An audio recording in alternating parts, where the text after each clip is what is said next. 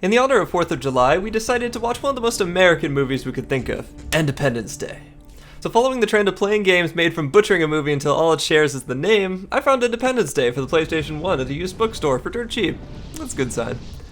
The game begins by showing you nothing but grainy clips from the movie of random aerial dogfights with no context until it gets bored and fades out. No real explanation as to what's going on, just at the beginning of the level you get a vague objective and told what part of the world you're in. And by what part of the world you're in, I mean what landmarks and textures will populate the otherwise same repeating area. You can choose your ship with a slight variation in stats, but you really won't notice anything since the flying controls don't feel any different. The controls themselves are extremely spastic, with slight bumps sending your spacecraft spinning. Your main weapon is your homing missiles, which you start with 20, and you can find a few more around. If you manage to keep a guy in your sights for long enough, you can shoot off the homing missile and it might hit, maybe killing them, maybe doing a little damage. Once you're out of homing missiles, you can rely on your machine gun, which is as effective as trying to shoot down a fly with a rubber band. Your only hope is to either find more missiles or just restart the level. The enemy also likes to just stay behind you the whole time, giving you the content bogey on your tail anytime you decide to stop playing Washing Machine Simulator. This is probably what they wanted the game to be like.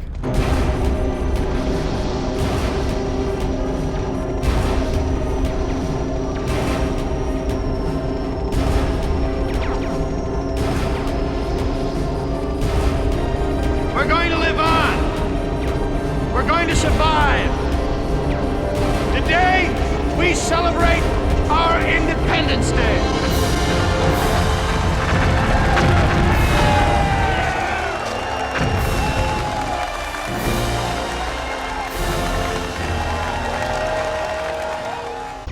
This is what the game's really like.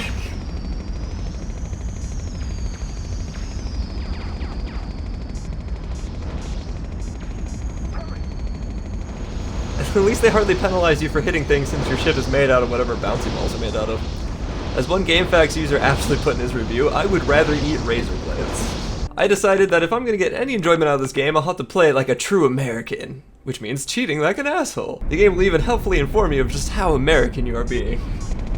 Alright, now the game is slightly more bearable with infinite rapid missiles and an invincibility shield.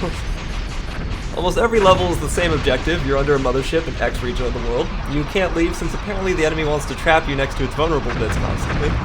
There's something protecting the mothership, destroy it. Destroy the main mothership weapon. Rinse, repeat. There's really no variation in here at all except that one protection mission, which is impossible since you couldn't kill the ships before they blew up yours, since they're impossible to hit. After we visit enough random regions of the world, we're shown a cutscene from the movie where our heroes, which are apparently us now, even though we weren't doing any of the stuff they were doing in the movie, they take the alien ship back to the grandmothership?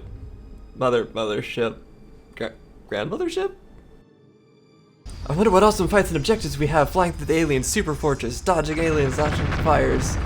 You destroy the generator and blow up the main weapon. It's just like every other level.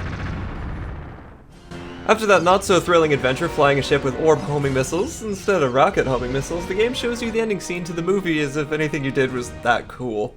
And then the game tells you to go outside because even this game realizes how much time you just wasted. If you've ever wanted to simulate what it's like to be in a washing machine while your friend is tumbling in the dryer above you, never fear, you strange person, for there's multiplayer mode. And now to pretend this game never exists, happy 4th.